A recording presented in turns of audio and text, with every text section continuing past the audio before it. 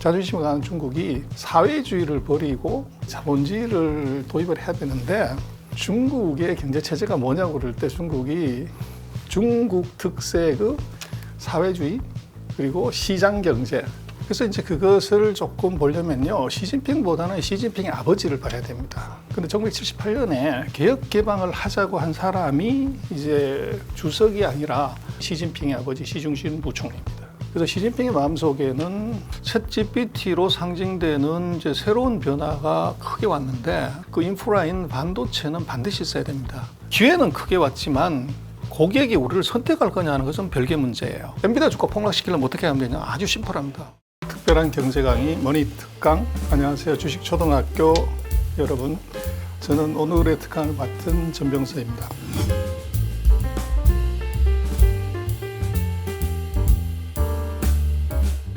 중국의 창업자 백동은 밥으로 농민들을 꼬신, 어떻게 보면 공산주의라고 하는 것이 노동자들이 이제 주축이 되는 그런 이제 사회고, 이렇지만 중국은 1920년 공산당을 창당할 때 공장이 없었어요. 그래서 농민들밖에 없었는데, 그 농민들을 이제 땅을 나눠주겠다는 유혹으로 농민의 권리를 이루었고, 그것으로 이제 나라를 통일했죠.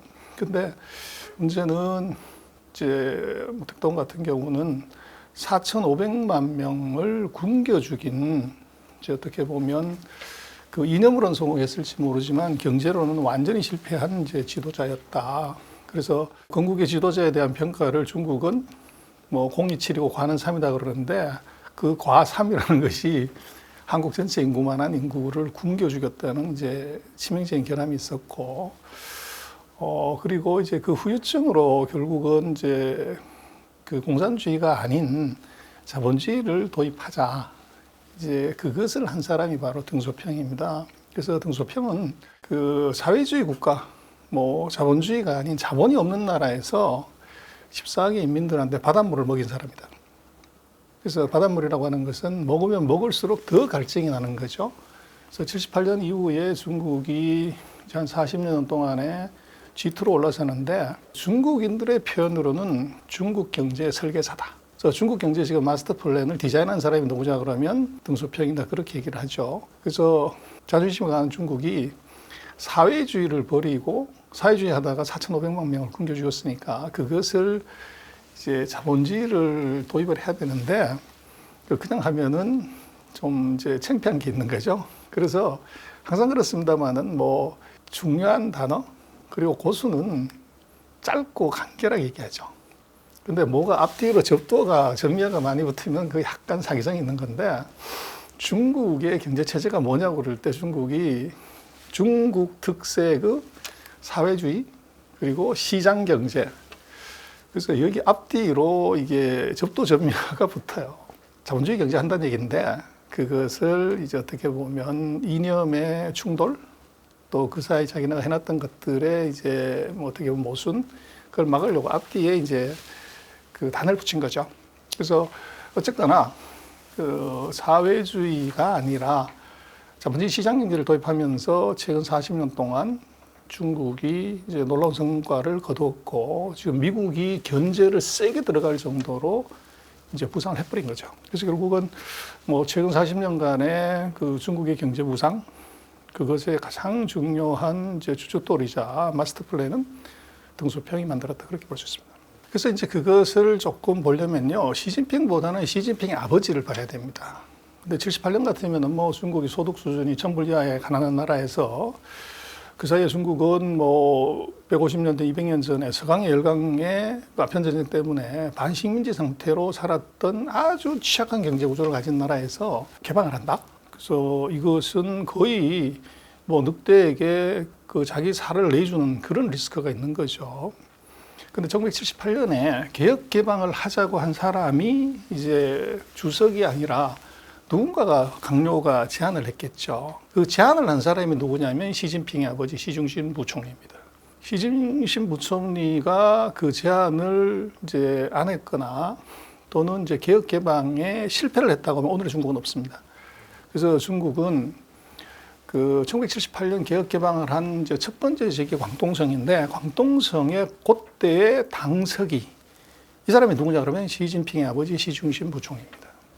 그래서 개혁 개방을 이제 광동성에서 성공하면서 연안 지역에 열 몇 개 이제 성을 다 개방을 하는 그런 결과가 나왔고, 그래서 시진핑의 마음속에는 그 아버지 시중신이 가난한 나라 중국을 이제 어떻게 보면 가난에서 탈피시킨 이제 그런 사람이고, 자기는 이제 중국을 더 강하게 만드는 이제 아버지의 뒤를 이어서 지도자가 되겠다.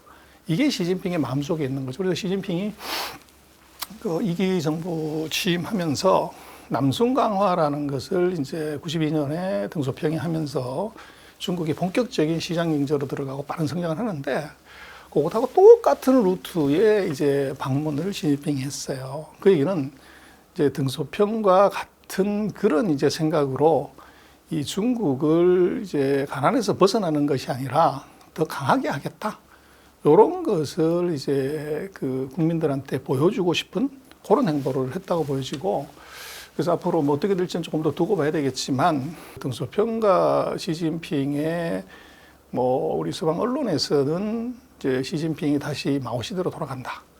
그래서 폐쇄 경제로 다시 돌아가고 1인 독재를 강화한다고 하는데, 제가 볼 때는 중국이 지금 전 세계 무역, 이 수출, 수입 세계 1등이에요.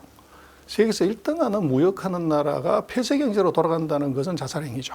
그렇고 이제 그렇게 할 이유가 있는 것인가를 생각을 해보면, 서방에서 보고 있는 중국이 다음 마오 시대로 돌아가서 폐쇄 경제로 돌아간다는 것은 그것은 조금 과장이거나 엉터리다.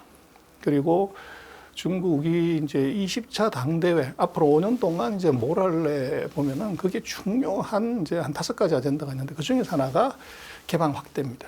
지금 중국 같은 경우는 폐쇄 경제로 돌아간다는 것보다는 미국의 그런 이제 경제적인 압박, 제재, 블로킹이 들어온 것을 오히려 아이러니지만 더 이제 밖으로 나가기 위해서는 자기 문을 열어야 되는 이제 그런 상황인데, 서방에서 보는 것은 이제 정치에다가 너무 많이 포커스를 하기 때문에 그렇고, 경제적으로 중국은 다시 그 뭐 대통령 시대로 돌아간다. 그것은 현실적으로나 또 어떻게 보면은 지금 중국이 간 해온 상황을 놓고 보면 이게 가능성이 거의 없다. 그렇게 볼 수 있을 것 같습니다. 아시아에서 2000년 동안 그 1등은 중국이었죠. 그리고 그 1830년 아편전쟁 이전까지 뭐 농업사회였기 때문에, 농업에서 강대국이라는 것은 이 농지가 큰 땅덩어리가 경쟁력이었고, 뭐 아시아 국가에서 최대 토지 면적을 가진 데가 중국이었기 때문에 중국인들의 머릿속에는 이제 중국이 천하의 중심이다. 그래서 중국이나 가운데 있는 나라라는 것이 천하의 중심인 나라다. 이렇게 이제 생각을 한 거죠. 그래서 그건 농업 시대에 이제 만들어진 사상이고, 그리고 이제 그것이 1, 20년이 아니라 이제 2000년 가까운 시간 동안 내려왔기 때문에 사람의 관념 속에 이제 그게 들어온 거죠. 그리고 그 사이는 중국보다 더 큰 나라가 아시아에는 없었기 때문에 이제 자기네가 최고다. 이렇게 생각을 한 거고, 반면에 이제 1800년 아편전쟁 이후를 보면 중국보다 더 센 나라가 유럽에 있는 조그만 섬나라한테 당해서 중국이 반식민지 상태로 들어가고, 그 이후에도 서강 열강들의 이제 중국보다 훨씬 작은 나라들한테 당해서 이제 어떻게 보면 뭐 형편없는 이제 생활을 했던 것, 거기에 이제 중국의 처절한 반성이 있는 거죠. 그래서 우리가 정말 이게 천하의 제일이냐? 거기에 이제 반성이 하나 있고, 그리고 이제 중국이 한 40년 동안에 정말 운 좋게 그 경제적으로 이제 일어서면서 이제 다시 한번 우리가 이제 그 리라이징, 그래서 서방은 중국이 뭐 일어선다 이렇게 얘기를 하지만 중국인들 자기네들 생각은 1830년 40년대 아편전쟁 이전에 청나라 때 보면 중국의 전 세계 GDP 비중이 33% 되면 지금 미국보다도 한 10%더 커요. 그래서 그걸 다시 한번 재현해 보자. 요게 이제 그 중국의 뭐 시진핑 집권 나오면서 얘기하는 위대한 중화민족의 부흥이라든지 뭐 중국 이런 아젠다가 바로 그 얘기를 하는 겁니다. 그래서 서방이 보는 중국은 라이징 한다고 보는데 중국은 리라이징 한다. 이제 이렇게 생각을 하는 것이고, 그래서 중국이 지금 이제 애국주의가 확 높아지는데 우리도 그렇습니다만 아마 80년대 뭐 이럴 때 보면 우리도 그런 성향이 굉장히 강해지는데 인당 소득이 $10,000에서 $20,000를 이제 달하게 되면 뭐 과거에 이제 서방 국가들도 보면 같은 현상이 나타나지만 첫째가 국산품 애용 이 현상이 크게 나타나요. 그래서 이제 중국 같은 경우 구호차오라고 얘기를 하는데 이게 지금 우리가 애플폰을 많이 쓰지만 애플폰을 이제 뒷딱지를 이걸 열어보면 Made in USA가 아니고 Designed by California, USA, Assembled by China 100% 중국에서 만들었단 말이에요. 그러다 보니 그다음에 이제 나이키다. 뭐 운동화 전부 세계적으로 명품인 운동화 전부 중국에서 만들고 그러다 보니까 중국이 이제는 이게 우리가 애플폰도 만들어주는 이제 나라이기 때문에 아디다스 이걸 만들어주는 나라니까 우리나라 운동화나 우리나라 핸드폰이 아디다스나 애플보다 못할 게 뭐야? 이제 여기에서 이 어떻게 보면 국산품 애용이 요것이 정부가 묘하게 요것을 이제 애국주의하고 같이 연결을 시킨 거죠. 그리고 이제 그런 이제 애국주의 열풍에 선봉에 선 것은 5말 6초, 6말 7초들이 아니고 이제 그 1말 2초들 20대들, MZ세대들이 거기에 선봉에 섭니다. 근데 MZ세대들이 거기에 선봉에 서는 가장 큰 이유는 이제 5말 6초, 6말 7초들은 이제 어려운 시기를 겪고 이제 가난한 시기를 겪었던 사람들이지만 지금 중국의 10대, 20대는 중국이 경제 성장을 이제 했고 G2로서 이제 완전히 일어서서 어떻게 보면 이제 경제가 굉장히 활력 있는 시대에 살았고 또 이 사람들의 경우들은 지금 한국의 MZ세대나 미국의 MZ세대나 중국의 MZ세대의 환경이 똑같아요. 똑같은 교육 환경, 똑같은 인터넷 환경, 똑같은 이제 이 교육. 그러다가 보니까 이 사람들의 생각은 자기 아버지, 삼촌, 할아버지 세대가 완전히 다른 세대가 왔고 그래서 그 사람들의 생각들을 중국 정부가 서포트하고 지원하고 그리고 지금 MZ세대 공통적인 특징은 전부 이제 SNS, 그다음에 모바일을 통한 이제 이 정보 전달, 정보 습득을 하게 되는데 그 정보 유통 속도가 과거의 아버지, 삼촌, 할아버지 세대보다는 몇십 배, 몇백 배가 빠른 거죠. 그래서 어떤 이즘이 하나 형성이 되면 그것의 확산 속도는 순식간에 이제 퍼져버리는. 그래서 그 인구가 한 3억에서 4억 정도 되는 그 인구들이 이제 그 처음의 시작은 국산품 애용. 근데 요것이 한 발 더 나가면서 정부의 이제 새 정부의 아젠다와 같이 맞추면서 애국주의하고 같이 이제 맞닥뜨린 이제 그런 현상이 지금 나타나고 있는 걸로 보십니다. 첫 번째는 타이밍이고요. 두 번째는 사람입니다. 모든 기술은 이제 근대 문명에서 모든 기술은 미국에서부터 시작이죠. 반도체, 철강, 화학, 조선, 뭐 기계, 뭐 LCD 전부 다가 이제 미국에서 시작된 기술이 이것이 미국이 소득이 올라가면서 기러기가 날아가는 방향으로 이게 일본으로, 한국으로, 대만으로 이렇게 날아오는 과정에서 그런 전통 산업들이 전부 종착역이 중국이었습니다. 그래서 국제적인 산업의 이전 과정에서 산업이 이제 들어왔었고, 그게 이제 두 번째 사람인 것은 중국의 3억 명의 시골 청년들이 지금 G2를 만들었다 해도 사실은 과언은 아닙니다. 그래서 중국에서 그 농촌에 살고 있던 중학교 중퇴한 젊은이들이 우리 70년대 뭐 80년대처럼 대거 이제 도시로 나와서 도시 근로자들의 정상적인 임금의 60% 50%밖에 안 되는 임금을 받고서 일은 더 열심히 하는 이 사람들의 3억 명이면 우리나라 6배 되는 인구가 이제 저임으로 일을 하고 거기에 플러스를 한 것이 서방의 자본들이 이제 저임 노동력을 이용하기 위해서 대규모 투자를 해줬고, 그래서 3억 명의 그 젊은 사람들의 손에다가 서방의 자본이 화학적 결합을 하면서 이것이 G2를 만들어버린 거죠. 그래서 지금 왜 월드 팩토리 세계 공장이냐 그러면 미국 같은 경우도 3억 2천만 명이 쓰는 이제 거대한 일상용품을 전 세계 최저 가격으로 대량으로 공급할 수 있는 나라가 중국밖에 없어요. 그래서 뭐 트럼프 대통령이 그 메이드 인 차이나에 대해서 25% 보복 관세 때리고 중국 제품 사지 말라 이렇게 했지만 트럼프 대통령 집권 이후에 지금 바이든까지 미국에서 중국에 대한 제재는 계속했지만 중국의 그 대미 무역 흑자는 한내 딱 줄어들고 2023년까지 계속 이제 늘어났고 사상 최고치를 갱신합니다. 그 이유가 뭐냐 그러면 결국은 그 답은 월마트에 있어요. 월마트에서 팔고 있는 물건의 47%가 메이드 인 차이나입니다. 그래서 이미 이제 그런 문제는 2008년인가 12년인가요? 혹시 그 책 기억하실지 모르겠는데 메이드 인 차이나 없이 살아보기라는 책이 있었습니다. 그래서 미국의 어떤 이제 언론사의 여기자가 하도 미국 제품이 아니라 중국 제품이 난리를 치니까 이제 가족들이 한번 실험을 한 거죠. 그 메이드 인 차이나가 안 쓰인 제품 갖고 한번 살아보자. 한 달을 못 버텼습니다. 그래서 실험에도 실패하고 이 직장도 잃어버렸죠. 그래서 완전히 망했다 이렇게 생각했는데 그걸 책으로 쓴 겁니다. 메이드 인 차이나 없이. 그게 이제 월드 베스트셀러가 돼서 돈방석에 앉았죠. 그래서 지금 중국의 그런 제조업의 그 파워라는 것은 이미 미국이 컨트롤하기 어렵고, 미국이 뭐 이번에 트럼프 대통령이 보복관세를 내가 65%를 때리겠다 그렇게 얘기를 하는데 그게 정말 가능할 거냐를 한번 생각해 보면 답이 아주 심플하죠.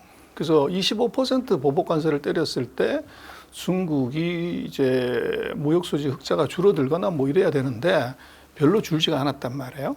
그리고 흑자는 계속 늘어나는 상태고, 그래서 현실적으로 그 이쑤시개, 마스크, 애기저기, 뭐 장난감, 뭐 속옷 이런 저가 제품에 대해서 65% 보복관세를 때려서 중국 이외의 다른 나라에서 3억 2천만 명이 쓰는 거대한 용품을 이 대체할 수 있는 지역이나 국가가 있으면은 그것은 유효한 전략이지만 만약에 없다고 하면 65%의 보복관세는 그대로 소비자한테 증가가 되는, 만 원짜리 예를 들면 애기저기 한 통이 16,500원 되는 불상사가 생기는 거죠. 그래서 지금 트럼프 대통령이 되면 이제 중국 큰일 났다 뭐 이렇게 얘기를 하지만 제가 볼 때는 그것은 트럼프 대통령의 페인팅 모션이다.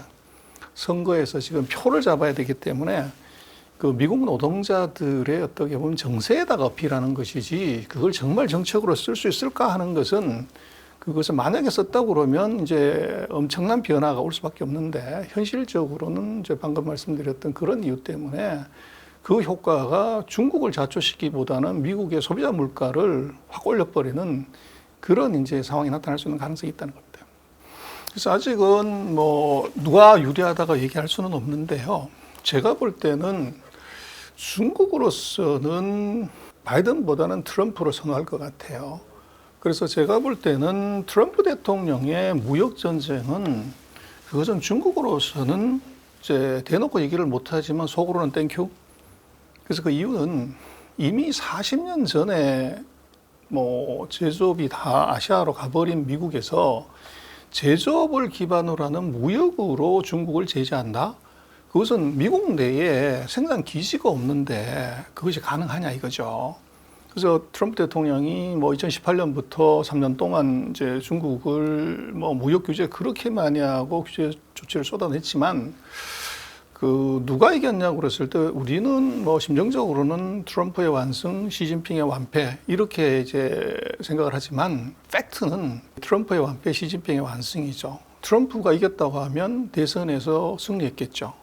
그래서 미국 국민들의 선택은 그거 아니다 이렇게 본 거고, 그래서 제가 볼 때는 트럼프의 무역 정책보다는 바이든의 반도체 기술 전쟁이 신의 한 수예요. 지금 세상은 집에 있는 모든 것, 사무실에 있는 모든 것, 공장에 있는 모든 것은 반도체가 들어가지 않으면 아무것도 할 수 없는, 정말 예전에는 산업의 쌀이 철강이었지만 지금은 산업의 쌀은 반도체예요. 근데 미국은 반도체에서 기술에서 세계 최강이지만 중국은 반도체에서 기술이 최약체입니다.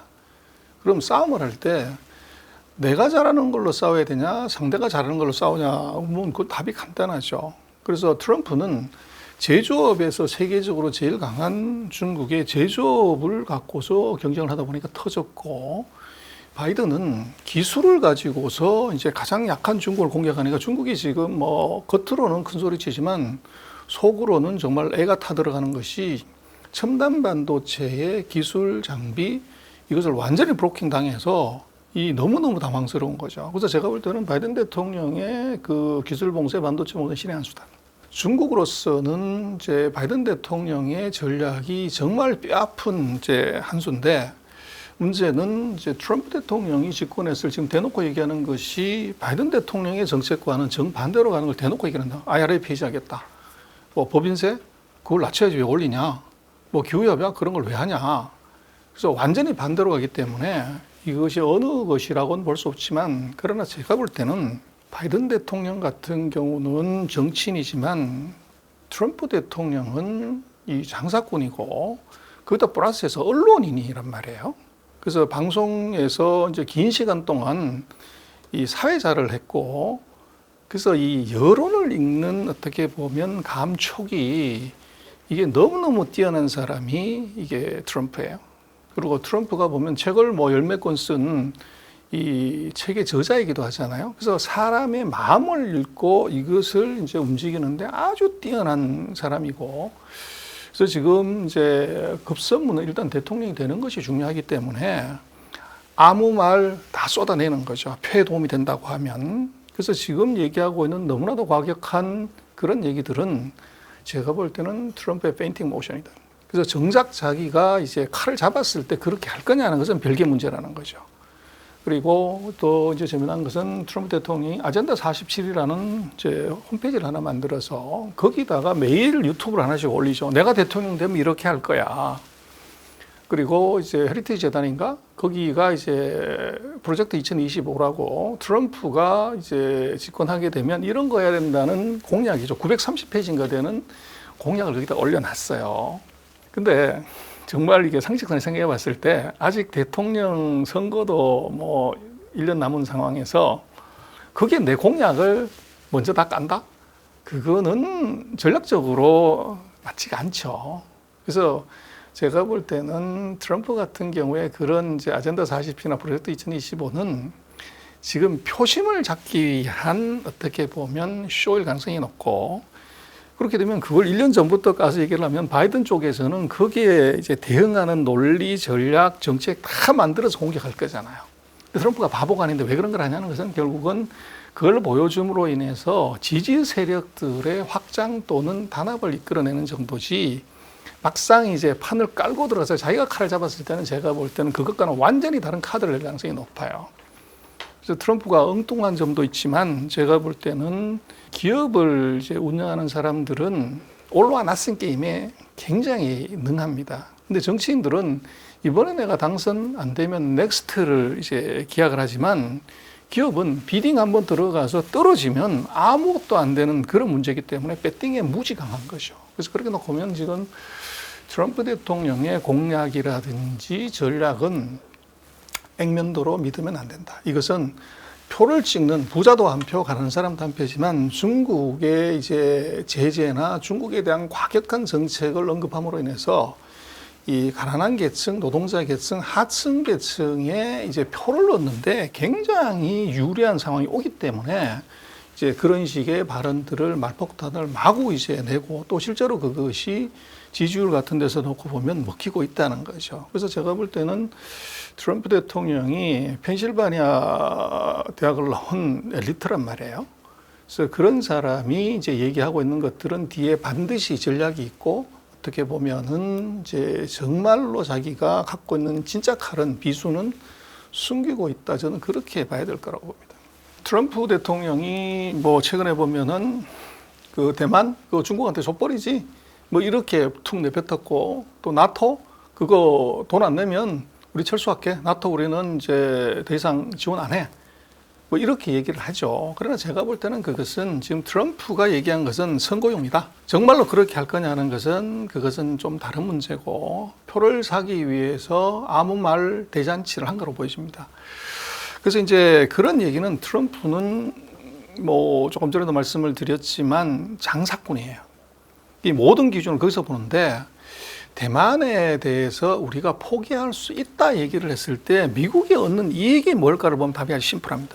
그래서 양안 관계가 악화가 되고 이제 중국이 대만에 비행기를 날리거나 이제 미사일을 쏘게 되면 불안해진 대만이 무기를 사게 됩니다.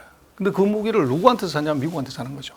그래서 대만에 대한 위기감의 조성은 반대로 미국은 무기 팔아서 돈을 버는 그런 이제 도랑치고 까지 잡는 효과가 있어요. 그래서 지금 이 미국이 그간 대만한테 판 무기가 890억 불 가까이 됩니다.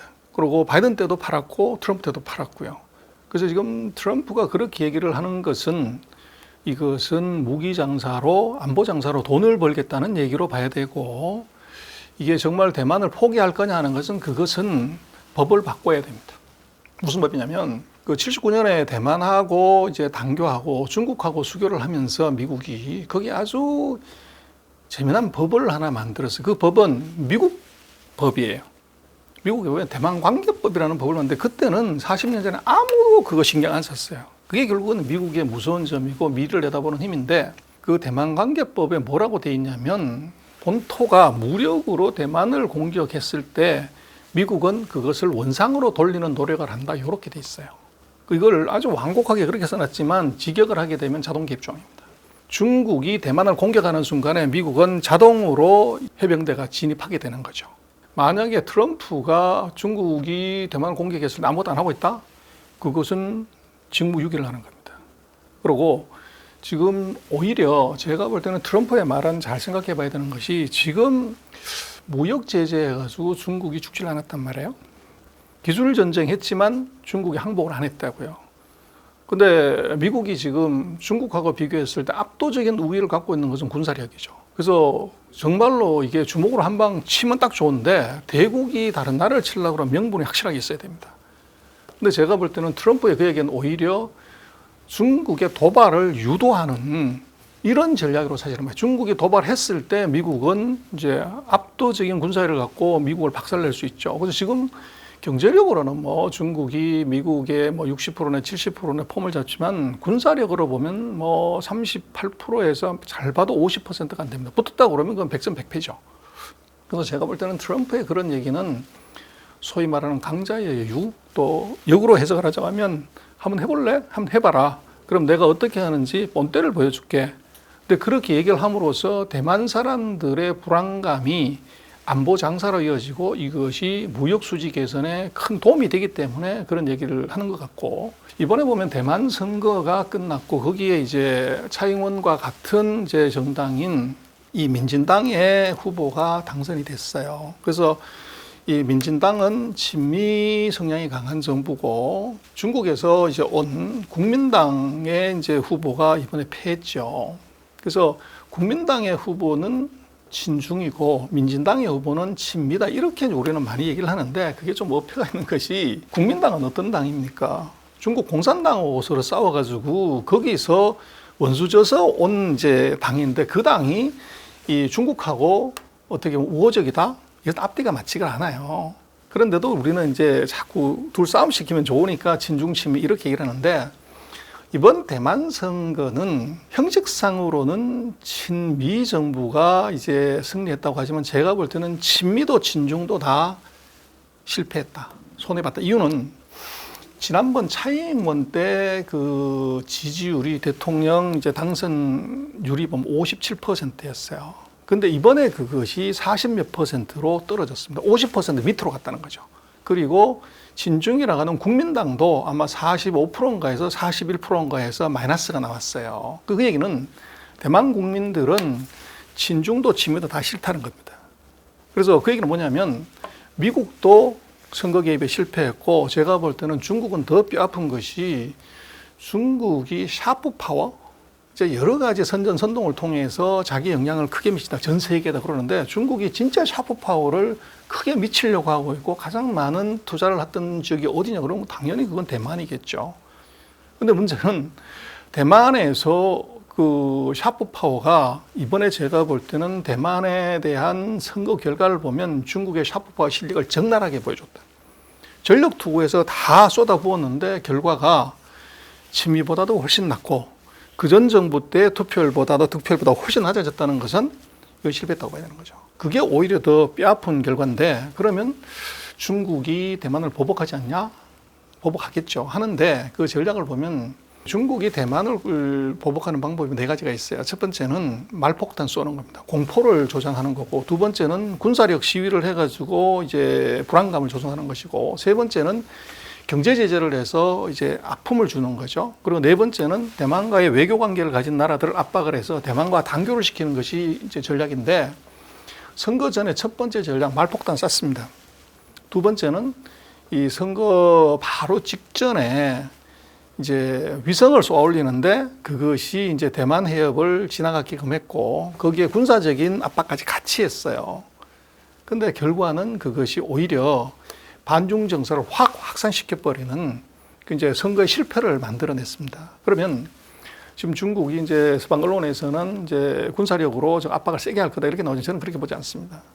지금 이미 이제 친미 정부가 들어섰을 때 이 사람의 힘을 더 키워주는 것이 뭐냐고 그러면 대만 국민들을 단결시키는 것인데 중국이 추가적으로 군사적인 행동을 하거나 무력 행동을 했을 때 우리도 그렇습니다만은 그러면 여야 관계없이 이것은 똘똘 뭉쳐서 이게 중국에 대한 대항하게 되고 그럼 현재 있는 정부의 결집력이 월등히 더 커지죠.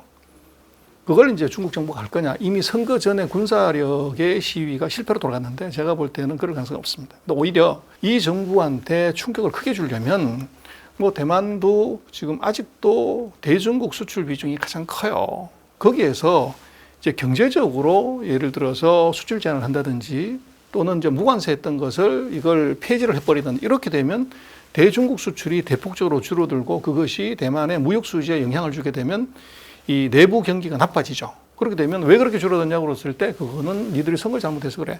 요렇게 유도하고 싶은 것이 제가 볼 때는 중국 정부의 전략이 아닌가 싶어요. 그래서 지금 선거가 끝났지만 중국이 대만에 대해서 무력 시위를 세게 했다는 보도는 아직 없어요. 근데 그 상봉부에서 얘기를 한 것은 이제 대만하고 중국과 한 430개 품목인가 이제 무관세로 교역하는 건데 그 일정한 부분을 지금 무관세를 폐지하겠다는 얘기가 나왔어요. 경제 제재가 지금 들어온 거죠. 그래서 그렇게 놓고 보면 지금 대만 선거로 인해서 미중의 어떤 전략의 변화는 얘기는 많이 하고 있지만 그 팩트를 체크해보고 안을 들여다보면 지금 있는 관계에서 크게 변하기는 어려울 것 같고 또 어떻게 보면 이제 트럼프 대통령의 그런 대만에 관한 발언들은 제가 볼 때는 정치적인 발언, 이제 정치인의 레토릭이라고 봐야지 그것이 정말로 미국의 정책의 그 진실이냐 하는 것은 다르게 봐야 된다고. 그래서 뭐 어느 나라 대통령은 자기 나라 망한다고 하는 대통령 없죠. 그리고 이제 중국 같은 경우는 이 서방이 얘기하는 그런 위기 망했다는 것은 벌써 다섯 번째 망한 겁니다. 그래서 98년 이후로 보면 명목 GDP가 이 실질 GDP보다 낮게 나온 게 다섯 번째예요. 그래서 지금 디플랜이 뭐 얘기하는 것이 바로 그건데 그럼 과거에 4번의 그런 디플레 상황, 위기 상황에서 중국이 망했냐? 뭐 여전히 이제 잘 왔단 말이에요. 그래서 이번도 뭐 그런 정도다 이렇게 보는데 그래서 지금 중국이 얘기하는 것은 세계 평균 성장률이 3%고 한국이 1% 성장하고 미국이 2% 성장하는데 중국이 5% 성장하는 나라가 경제 위기 온 역사가 있냐 이거죠. 그래서 중국이 바라보는 것은 그건데 그래서 그것은 이 일시적인 수요 감소가 이것이 어떻게 보면 소비 감소로 이어지는 그런 정도라고 중국은 보고 있는 것 같아요.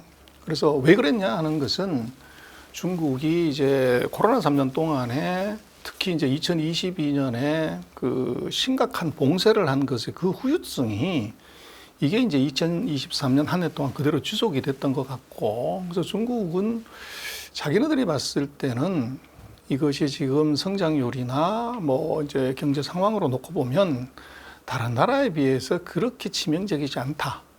근데 그 왜 이제 치명적으로 보여지냐는 것은 미국과 중국이 전쟁을 하면 상대에 대한 마타도를 계속하는 거죠. 그래서 중국 위기론, 중국 붕괴론, 중국 피크론은 중국 내부에서 나온 적은 한 번도 없고 전부 미국에서 나온 거죠.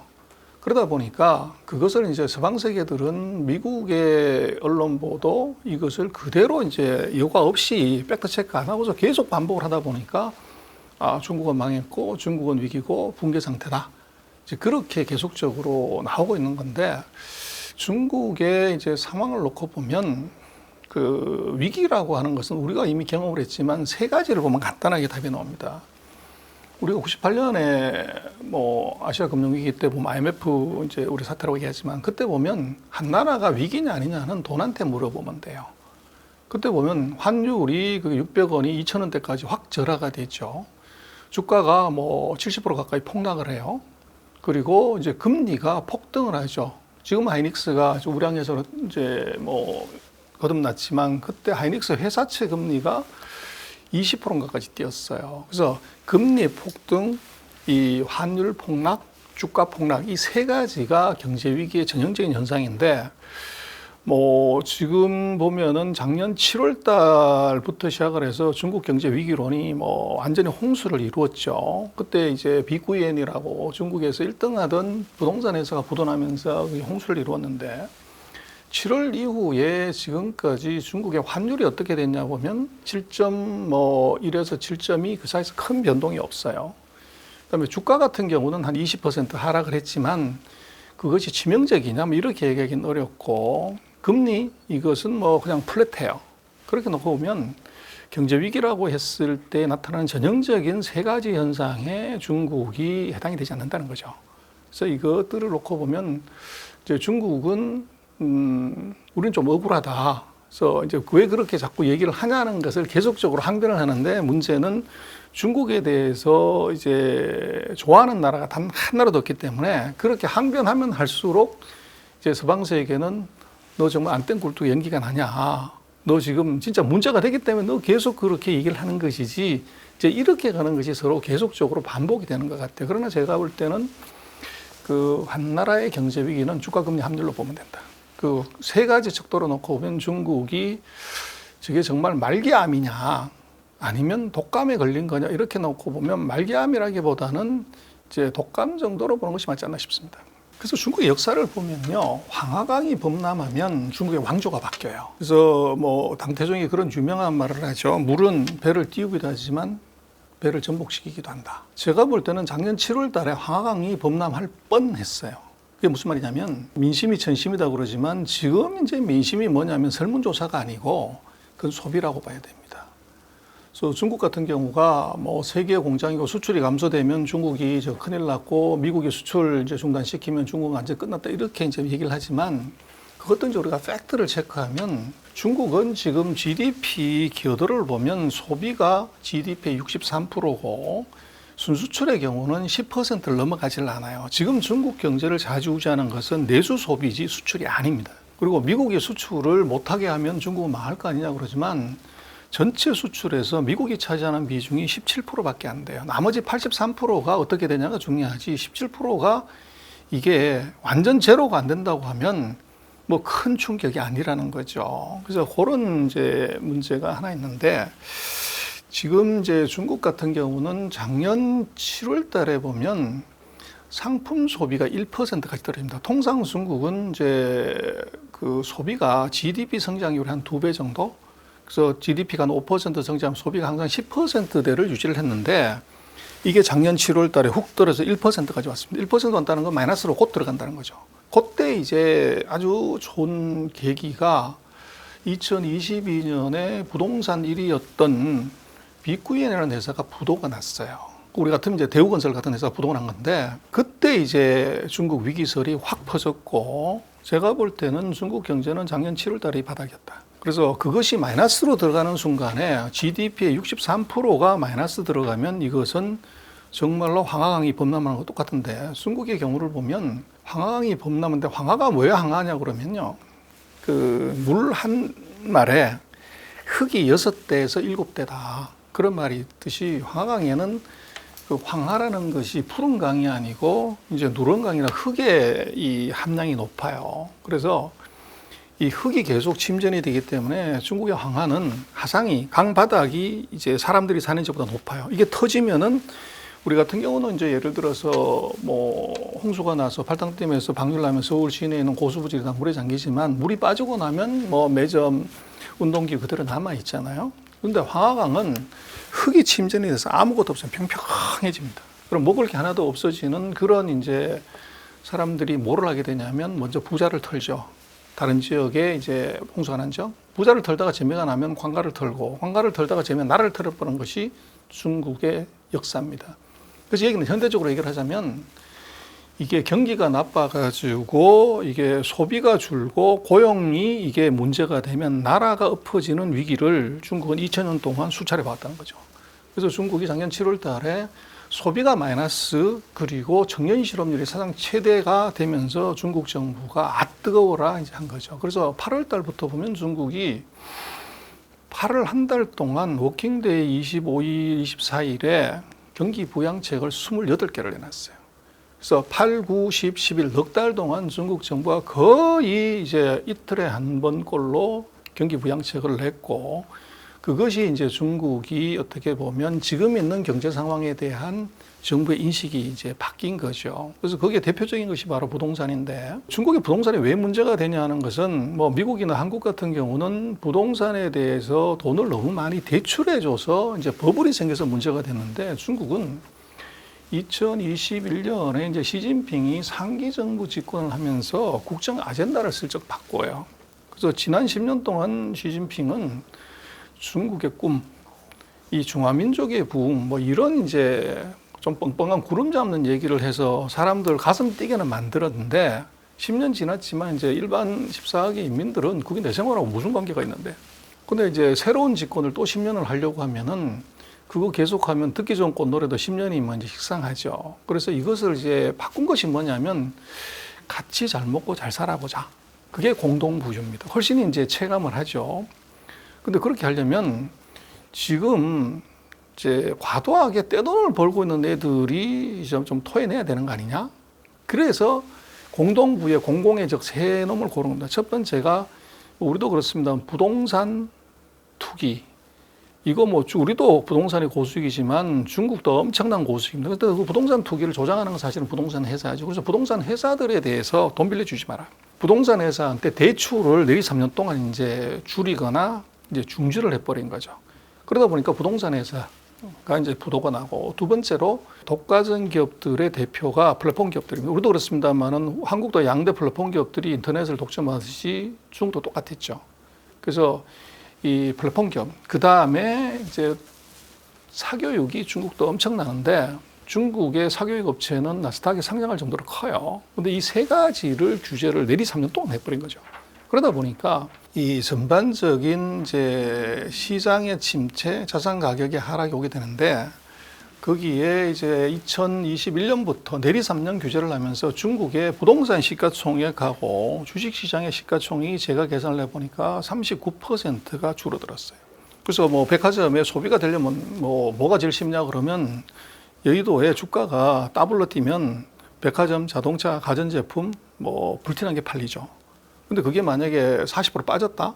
그러면 이제 썰렁해지는 겁니다. 그래서 중국이 이제 스탠스의 변화를 가져오는 것은 3년 동안의 과도한 이제 공동부의 정책 아젠다가 중국의 부동산하고 주식, 소위 말하는 자산시장의 40%, GDP의 40% 되는 어마어마한 이제 자산 가치를 그대로 날려버린 거죠.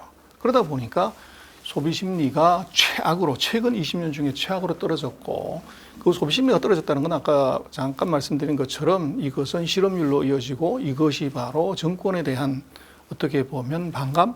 뭐 이런 걸로 이어질 수 있는 위험이 있었던 거죠. 그래서 최근 4개월 동안 정부가 완전히 이제 그 경기 부양에 올인을 한 것이 최근의 상황이고, 그래서 중국 정부의 스탠스가 이것이 작년 7월을 기준으로 바뀌었다. 그래서 2024년에 경제 기조를 뭘로 가져가려고 그럴 때 최근 3년 동안 중국은 중국말로 원정치 오진 안정성장이 최근 3년간 주된 이제 키워드였어요. 근데 2024년에 이제 그 키워드는 그 시엔리 호보. 그러니까 성장 먼저 하고 나머지 문제점은 나중에 타파한다는 걸로 바꿨습니다. 이것은 다르게 생각을 하면 안정성장 기조에서 2024년은 성장 우선 정책으로 모든 정책을 전환한다는 것의 표현입니다. 그래서 그 이유는 최근 3년간의 그런 이제 성장은 중국의 그 잠재 성장률을 보면 대략 한 5에서 5.5가 되는데, 최근 3년 동안 중국은 한 번도 잠재 성장률을 상회하는 성장을 한 적이 없어요. 그러기 때문에 3년 동안에 이제 누적되는 불황, 고용, 이것이 이제 폭발할 수 있는 위험이 있는 거죠. 그래서 이제 2023년 하반기부터 엄청난 정책을 이제 퍼붓고 있는데, 그럼 왜 이게 효과가 없냐? 그렇지만 우리도 그렇습니다만은 정책은 했다고 그러면 그 다음 날, 그 다음 달에 바로 나타나는 것이 아니라 적어도 3개월에서 6개월 뒤에 나타나게 되고 금리를 인하했을 때도 그것은 한 3개월에서 최하 6개월 정도의 시간이 필요해요. 그리고 이제 돈을 풀었다 그래도 그것은 한 9개월에서 12개월의 시차가 있는 것이죠. 그래서 중국 같은 경우는 작년 7월부터 이제 한 11월까지 정책을 이제 어떻게 보면 풀었고 그 10월부터 해서 금년 2월 달까지 지금 금리를 낮춘 거죠. 그래서 그 이펙트는 제가 볼 때는 그 시차를 감안한다고 하면 아마도 정책 효과는 금년 2분기, 금융통화정책은 금년 3분기에서 4분기에 나타난다고 볼 수 있고, 그래서 지금 1, 2월 달 같은 경우는 어떻게 보면 이제 정책, 소위 말하는 금융통화정책이나 재정정책, 이 산업정책의 효과가 지금 반료하고 있는 정도 그 단계로 보는 것이 맞는 것 같습니다.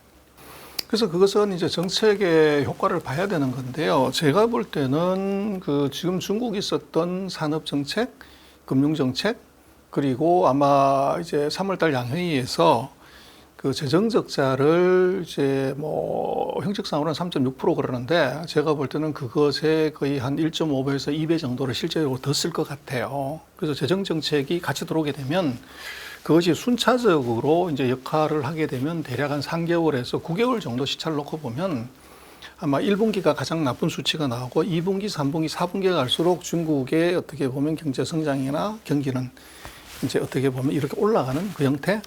그래서 막 체감할 수 있는 것은 아마 3분기, 4분기에는 숫자는 확실하게 나올 것 같고 아마 1분기가 연간으로 보면 가장 낮은 수치. 이제 그 이유는 정책의 그 타임래그 그것 때문에 그럴 것 같아요. 그래서 이제 뭐 봐야 되는 것은 그 정책의 효과나 경기의 효과를 선반영하는 게 있죠. 그게 바로 주가죠. 그래서 이제 1, 4분기에 주가가 어떻게 되냐를 보면 2, 4분기에 중국 경제가 어떻다는 것을 이제 알 수가 있는데 2월 달 들어서 중국 주가들이 이제 반등을 하죠. 그래서 뭐 그렇게 놓고 보면 아마도 2, 4분기에 중국 경제에 대한 이제 주식시장의 관점은 이제 반등으로 보고 있는 것 아닌가 그렇게 해석할 수 있을 것 같습니다.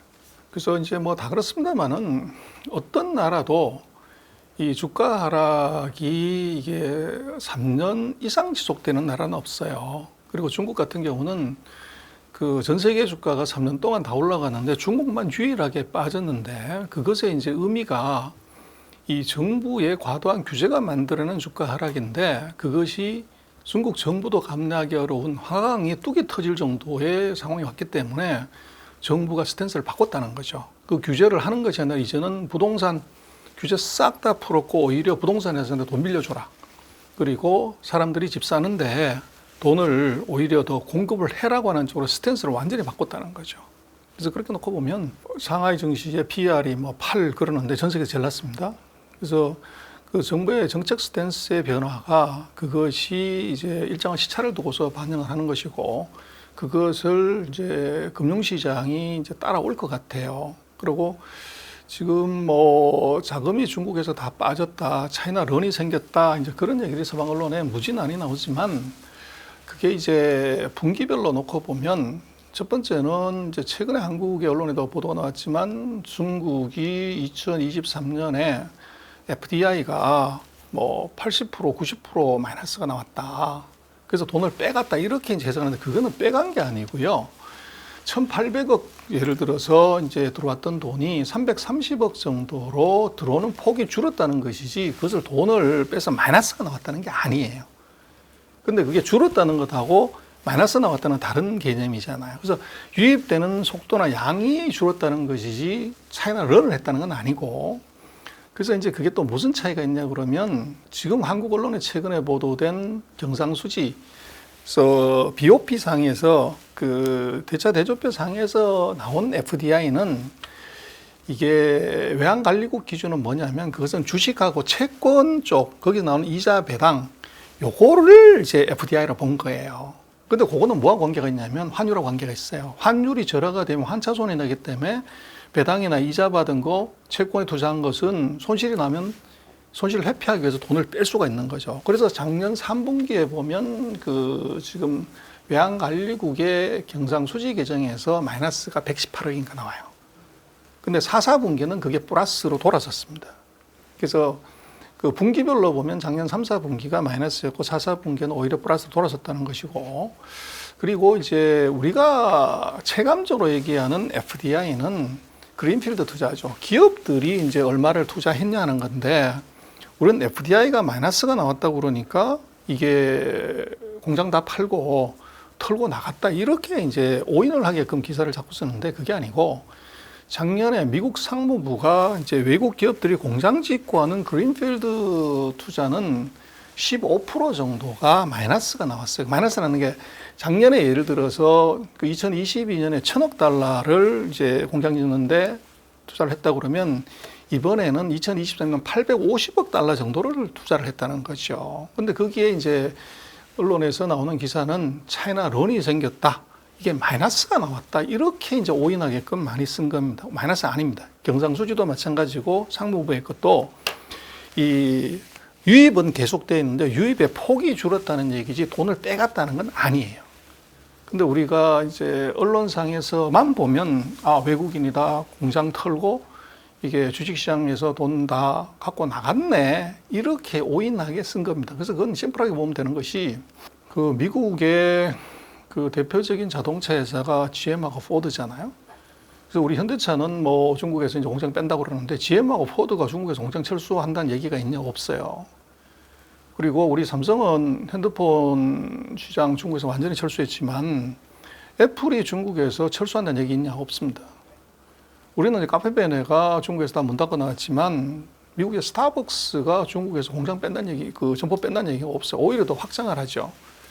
그리고 우리는 뭐 엘마트, 뭐 이마트가 다 중국에서 문 닫고 나왔지만 미국의 월마트가 중국에서 철수한다는 얘기 있냐? 뭐 그거 없죠. 그래서 맥도날드 중국에서 문 닫고 나온다? 이런 얘기가 없다는 거죠. 그래서 그렇게 놓고 보면 외국 기업의 철수라고 하는 것을 인당 소득 13,000달러에서 인건비를 맞출 수 없는 이제 산업들의 기업이 나오는 것들을, 그걸 이제 탈중국했다, 이렇게 얘기하는 것은 사실은 조금 이제 그건 퇴출당한 것이지 자기가 자발적으로 정부의 규제나 또 시장이 없거나 이래서 나온 건 아니라는 겁니다. 그리고 중국의 시장이 문제가 된다고 하는데, 그 결국은 지금 뭐 시장이라는 것이 자동차하고 핸드폰, 노트북, PC인데 작년에 중국이 자동차를 3천만 대를 샀어요. 미국이 얼마를 샀냐 그러면 1,560만 대가 1,600만 대가 안 돼요. 중국이 미국보다도 자동차를 1,400만 대를 더 샀고, 그래서 뭐 심플하게 보자고 하면 중국 경기 나쁘다고 하는데 전 세계에서 사장님, 회장님 타시는 벤츠를 누가 제일 많이 샀냐? 작년에 보면 전 세계 벤츠의 36%를 중국이 샀습니다. 미국이 뭐 10몇 프로를 샀고 독일도 한 10%, 그거의 3배 되는 이 고급차를 중국이 샀다는 거죠. 그래서 그리고 이제 전 세계 럭셔리 제품들, 명품을 보면 중국이 작년에 38%인가를 샀어요. 전 세계 거를 제일 많이 사는데, 특이한 것은 과거 같았으면 이 중국 국내에서 사는 것이 한 20%라고 그러면 해외에 가서 쇼핑하는 게 80%가 넘었는데, 작년 같은 경우는 그게 뒤집어져서 중국 국내에서 쇼핑한 게 54%인가 뭐 이렇게 됩니다. 그래서 그것은 중국이, 한국에 우리가 뭐 중국 관광객 오라고 했는데 왜 한국의 명품, 백화점, 면세점이 안 되냐는 것은 바로 거기에 답이 있습니다. 중국도 해남도에다가 전 세계에서 제일 큰 면세점을 3개나 개설을 했어요. 그래서 해외에서 사지 말고 거기 사라는 거죠. 그럼 굳이 이제 중국 입장에서는 한국과 가지고 안 사더라도 해남도에 놀러 가서 거기 사면 되는 거죠. 이제 그게 이제 다른 점인데, 어쨌거나 중국이 망했다고 하는 나라가 전 세계 자동차를 가장 많이 사고 벤츠를 가장 많이 사고 명품을 많이 사는 건 어떤 의미냐 그러면 이 하이앤 하이, 로앤 로. 그래서 이게 고가품에 대한 수요는 오히려 더 가속이 됐다는 것이고, 중간에 어리빙빙한 이제 중간급의 제품의 수요는 이것이 경기가 나쁘면서 이제 일반인들이 사는 것, 이게 줄어들었다는 거고, 반대로 아주 싼 제품, 이것에 대한 수요는 또 확 늘어나 버리는 그런 현상이 지금 중국에 나타나고 있는데, 우리가 팔고 있는 중국에서 들어가고 있는 거는 중간 레벨의 제품이 크죠. 그러다 보니까 한국이 타격을 크게 받았고, 또 우리는 이제 그 기준으로 보니까 위하고 밑은 안 보고서 가운데를 보니까 중국은 망했다, 이렇게 보는 시각이 굉장히 강합니다. 그래서 아마 한국에서 최근에 보면 테무나 뭐 시인이나 알리 같은 회사들이 한국에 와서 엄청난 이제 그 파워를 보여주고 있는데, 그래서 보면은 뭐 5,000원짜리, 3,000원짜리, 10,000원짜리 제품을 한국에서 아주 빠른 속도로 잠식하고 있고, 그것이 미국에서도 빅히트를 지금 하고 있어요. 근데 그 제품의 예를 들면 그 원산지가 어디냐면, 우리 같은 경우는 뭐 3,000원짜리, 5,000원짜리 이미 중국에서도 우리는 못 만들고 베트남이나 태국이나 인도 가서 만들어야 되는 그 제품인데, 놀랍게도 테무, 알리, 시인에서 만들고 있는 제품을 보면 다 메이드 인 차이나예요.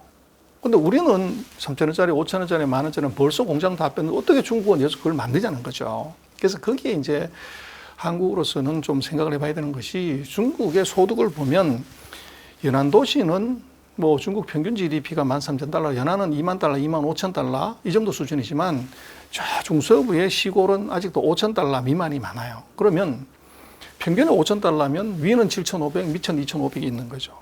그럼 그 중서부 지역에서는 2,500달러대 소득이 있는 사람들이 거기에 몇억 명 있다는 것이고, 그래서 그것은 지금 베트남하고 같은 수준의 이제 소득이니까, 중국 사람들은 중서부에 있는 사람들을 이용하고 활용하고 관리할 수 있는 능력이 있기 때문에 거기서 메이드 인 차이나를 만드는 것이고, 한국은 그 능력이 이제 관리 능력이 떨어지기 때문에 동부 연안에서만 장사하다가 그 2만 달러 되니까 다 빠져나온 거라는 거죠. 그래서 중국의 그 소비 구조, 생산 구조를 보면 중국 안에는 한국 같은 나라도 있지만 아직도 베트남이나 인도 같은 나라도 같이 병존한다.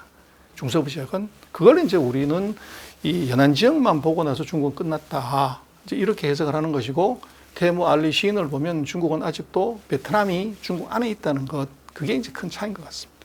챗GPT로 상징되는 이제 새로운 변화가 크게 왔는데, 뭐 챗GPT가 되든 뭐가 되든 간에 그 인프라인 반도체는 반드시 있어야 됩니다.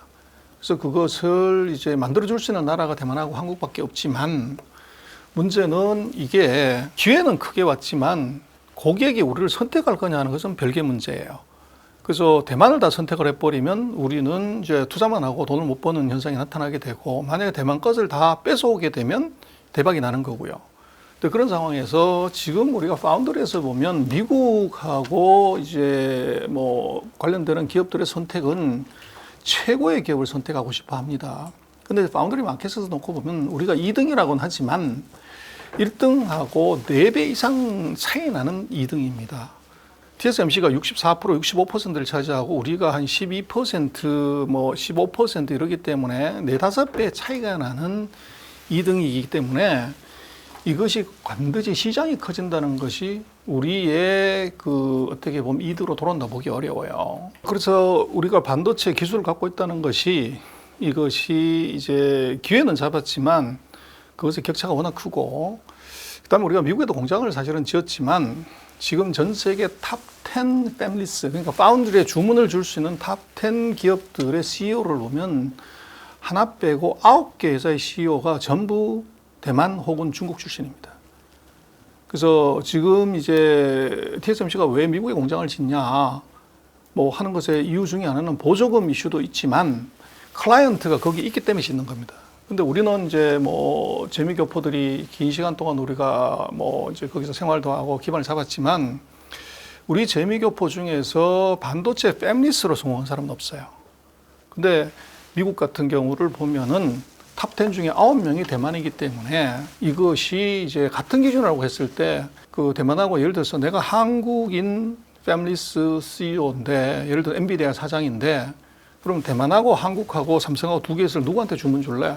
그건 뭐 물어보나 마난 거죠. 그게 이제 우리의 지금 약점이고, 또 하나는 지금 이제 크게 패밀리스에서 주문을 낼 수 있는 기업이 첫 번째는 애플이고, 두 번째는 이제 퀄컴이고, 그 다음에 엔비디아가 있는 거죠. 근데 이 세 개를 놓고 보면 애플은 핸드폰에서 삼성과 경쟁자입니다.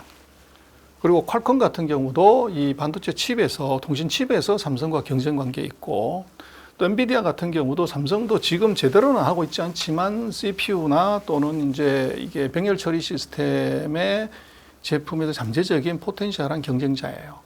그랬을 때 이걸 이제 삼성한테 주문을 주게 되면, 물론 우리는 이 차이니스 월이 다 있어서 절대로 기밀이 정보가 서로 파운드리하고 이제 세트나 디바이스하고 뭐 서로가 새는 일이 없다고 하지만, 기업들 입장에서는 단 1%의 가능성도 있다고 하면 그 주문 못 내죠.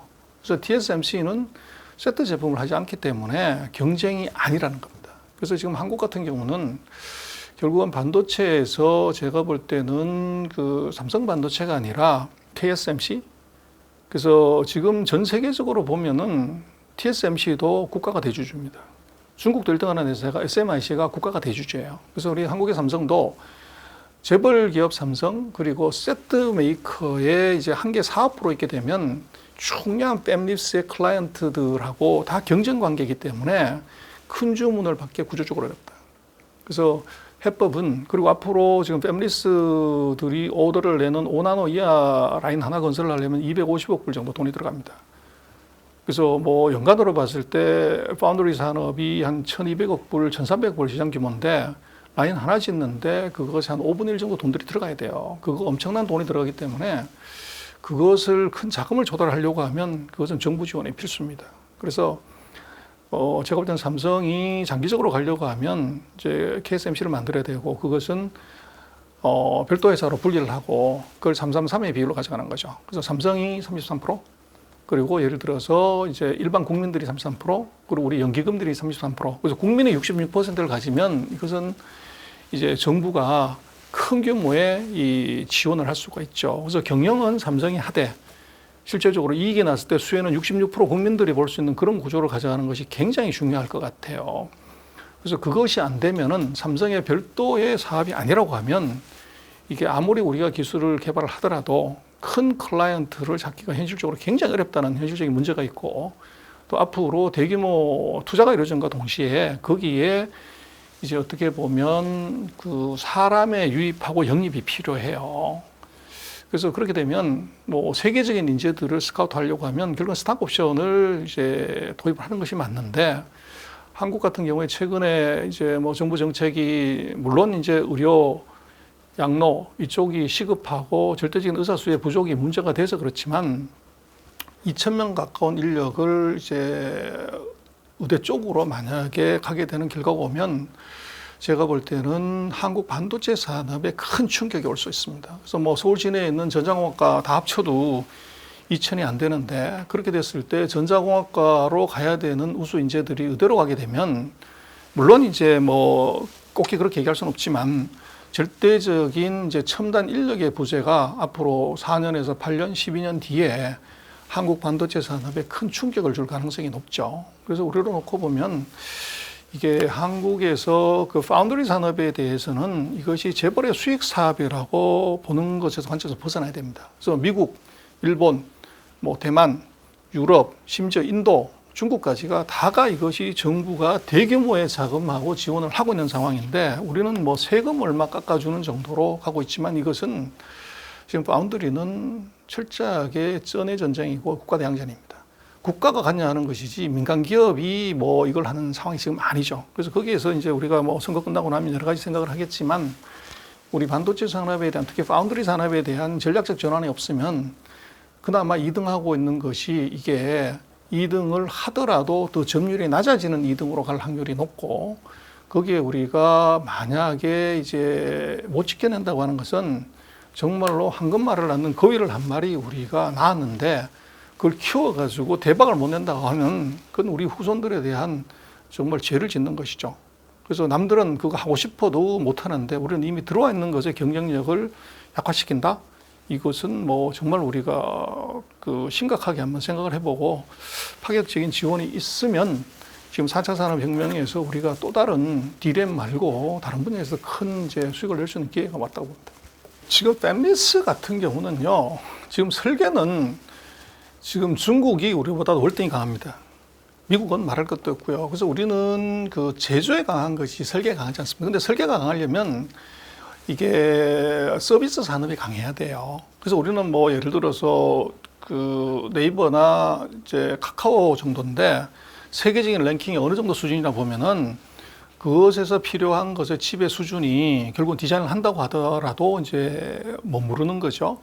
그래서 지금 우리로서는 지금 설계를 강화해서 뭐 엔비디아를 따라가는 뭐 이거는 굉장히 요원한 일일 수밖에 없고 그래서 그것이 이제 엔비디아가 되든 뭐 구글이 되든 엑스가 되든 뭐든 간에 설계는 할 수 있지만 만들 수 있는 것은 지금 별개의 문제. 과거 같은 경우는 기술이 갑이고 그리고 생산이 을이고 장비는 뭐 처절한 을이고 그리고 거기에 이제 소재를 넣는 것은 정말로 하청이었죠. 근데 지금 글로벌 공급망의 변화, 미중 전쟁, 반도체 전쟁이 이게 터지면서 상황이 바뀐 게 있습니다. 뭐가 갑이냐면 공장이 갑이, 물건을 만들어 줄 수 있는 것이 갑이지 기술이 갑이 아닙니다. 미국이 왜 500억 불, 뭐 유럽도 마찬가지로 돈 내면서 외국 공장을 유치를 하냐 그러면 기술은 있는데 5나노 이하를 만들 수가 없는 거죠. 그래서 대만과 한국 기업을 대통령이 쫓아와 가지고 이제 유치를 하는 것도 바로 그건데, 근데 문제는 대만과 한국의 반도체 기업이 세계 최강이라고 하지만 거기에 슈퍼을이 또 하나 있다는 거죠. 그게 누구냐면 네덜란드 ASML입니다. 장비가 없으면 이걸 못 만드는, 뭐 인텔이 지금 뭐 1.4나노, 1.8나노를 하겠다고 그러는데 뭐 하는 거는 좋지만 장비가 과연 있냐? 그리고 그것을 오퍼레이션 할 수 있는 엔지니어가 있냐 하는 것은 별개 문제예요. 그래서 로드맵은 그래서 이제 얘기를 할 수 있지만 그게 이제 다른 점이고, 그리고 지금 뭐 1.4나노, 1.8나노 얘기를 하지만 지금 1나노대로 가게 되면 지금 있는 실리콘 웨이퍼, 지금 모든 기술은 사실은 실리콘을 기반하는 기술인데 그 정도가 되면 분자보다도 그려야 되는 선의 가늘기가 더 작아요. 그렇게 되면 실리콘이 아닌 다른 물성을 가진 이제 재료로 판을 엎어야 되는 거죠.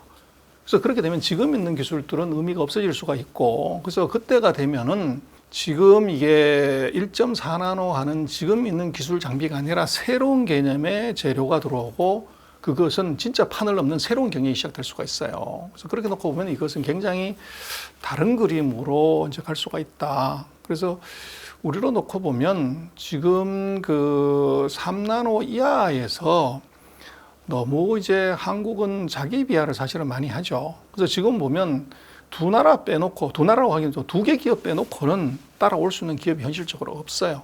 그래서 거기서 우리가 분명히 이제 카드는 쥐고 있고, 또 하나는 지금 그 엔비디아든 뭐든 간에 설계는 어떻게 하든지 간에 만들어주는 것은, 예를 들어서 칩은 TSMC에서 최첨단 칩을 만들지만 모든 CPU든 뭐 GPU든 간에 이 데이터를 일시적으로 저장해서 이게 이 커뮤니케이션을 해야 되는 메모리 칩의 경우는 그 요즘 많이 얘기하는 HDM, 하이밴드 메모리는 한국의 삼성하고 하이닉스가 거의 90% 이상의 점유율을 갖고 있어요. 그래서 지금 이 NPU 칩에서 이거 엔비디아가 98% 점유율을 갖고 있다고 하지만 그것을 반드시 만들려고 하는 칩셋에 들어가야 되는 HBM은 한국이 90%, 엔비디아가 똑같은 점유율을 갖고 있습니다.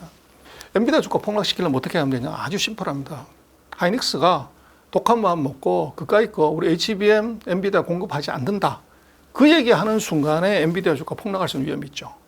그리고 삼성도 안 해. 그래 버리면 엔비디아는 저건 이제 사상 누각이 될 수도 있는 위험이 있어요. 그래서 우리가 한국이 지금 너무 이제 그 챗GPT, AI 칩 여기에 있지만 지금 시대는 이것이 기술이 우위가 아니라 생산이 갑이고 거기에 이제 장비가 슈퍼갑인 그런 시대에 우리는 슈퍼갑은 아니지만 갑의 위치에 있다는 거죠. 그래서 그것을 어떻게 레버리지 걸고 그것을 이제 확실한 이제 2위 이걸 만드자는 것이 굉장히 중요해 보이고요. 그래서 지금 한국 전체적으로 놓고 보면은 우리 반도체 산업에 대한 비관론이 너무 커진 것 같아요. 그러나 그것을 냉정하게 다시 한번 보자. 그리고 이제 그것에 이제 많은 의미가 왜 주가가 안 올라가냐 하는 것을 갖고 이제 자꾸 보는 것 같아요. 그러나 주가라고 하는 것은 이 산보 나간 주인하고 강아지하고 같은 겁니다. 그래서 강아지가 먼저 갈 때도 있고 이게 뒤에 올 때도 있는 거죠.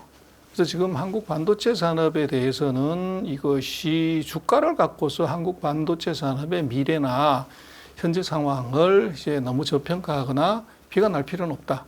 그러나 분명한 것은 지금 한국이 이제 과거보다는 우리가 위치나 입지가 굉장히 좋아졌지만 문제는 앞에 가는 놈하고 주문을 주는 놈의 집중도가 이제 훨씬 더 한국보다는 대만 쪽에 많이 포커스가 돼 있다는 거죠. 그래서 그것을 뺏어오려고 하면 한국으로서는 기술 개발은 뭐 그건 당연하고요. 기술 개발 플러스 알파 하나가 더 있어야 되는데 그것은 지배구조의 개선이 있어야 됩니다. 그게 없이는 1%의 기술 유출의 가능성이 있어도 소위 말하는 파운드리의 빅4는 한국이 아니라 정확히 얘기하면 삼성의 잠재적인 경쟁자인 삼성의 주문을 줄 수가 없는 거죠. 그래서 그런 것들을 우리가 조금 전략적으로 판단하고 액션을 해야 되는 거 아닌가 싶습니다. 네.